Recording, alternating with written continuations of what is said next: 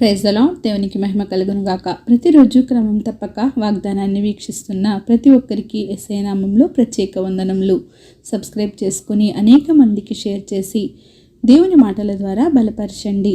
ఈ దినమునకై ఏర్పాటు చేయబడిన దేవుని వాగ్దానము ఫిలిప్పీలకు రాసిన పత్రిక 4వ అధ్యాయము 11వ వచనము. నేనే స్థితిలో ఉన్నను, ఆ స్థితిలో సంతృప్తి కలిగి నేర్చుకొని ఉన్నాను. I have learned in whatsoever state I am therewith to be content. పౌలు భక్తుడు అంటున్నాడు, నేనే స్థితిలో ఉన్నా, ప్రభువా నేను నిన్నే స్తుతిస్తాను.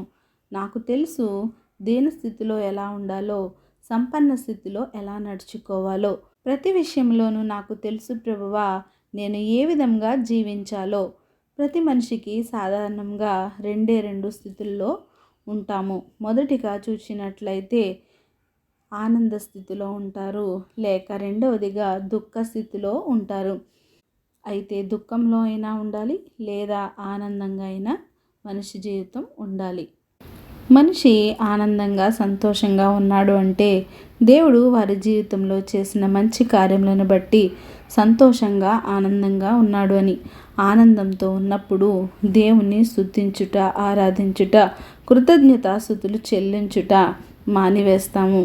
ఎన్నో ప్రార్థనలు చేసి, కన్నీళ్లు కార్చి, ఉపవాసాలు చేసి, దేవుడు కరుణించి, కనికరించి, దేవుడు నీకు సహాయం అనుగ్రహిస్తే అవి పొందుకొని దేవుడు చేసిన మేళ్లను మర్చిపోయి కృతజ్ఞతాస్తుతులు చెల్లించుట మానేస్తాము. కానీ నీవు నీ జీవితంలో ఆనందంగా ఉన్నావు అంటే దేవునికి కృతజ్ఞతాస్తుతులు చెల్లించి, ఆయనను స్తుతించి, ఆరాధించి, మహిమపరిచి, కొనియాడి ఆయన మాటను ప్రచురపరచాలి. రెండవదిగా దుఃఖ స్థితిలో కనుక నీవు ఉంటే దేవుడు నీకు ఇచ్చిన వాగ్దానాలను, దేవుని మాటలను జ్ఞాపకం చేసుకొని ఆయన ఇచ్చిన వాగ్దానాలను ఎత్తిపట్టి అనుదినము ప్రార్థించాలి. అవి నీ జీవితంలో జరిగే వరకు, నీ జీవితంలో అవి నెరవేరే వరకు నీవు పోరాడాలి. దేవునితో పోరాడాలి, బ్రతిమలాడుకోవాలి, దేవుని నుండి పొందుకొని ఆయన నుండి సంపాదించుకోవాలి. కానీ నీవే స్థితిలో ఉన్న దేవునికి మహిమ తెచ్చే బిడ్డగా నీవు ఉండాలి. కనుక నీ జీవితం ఆనందంగా ఉంటే దేవునిని స్తుతించు, దుఃఖముగా గనుక ఉంటే దేవుని వాగ్దానాలు ఎత్తిపట్టి ప్రార్థించు. నిన్ను నీవు సరిచేసుకుని సరిచూసుకో. నీ వద్ద ఏం లోపం ఉందో దానిని గుర్తిరిగి దానిని మార్చుకో. ఇక నుండి అయినా నీ జీవితాన్ని మార్చుకొని దేవుని కొరకై జీవించు, సంతృప్తి కలిగి జీవించు. దేవుడే తగిన సమయమందు నిన్ను హెచ్చించునుగాక. ఆమేన్. చిన్ని ప్రార్థన.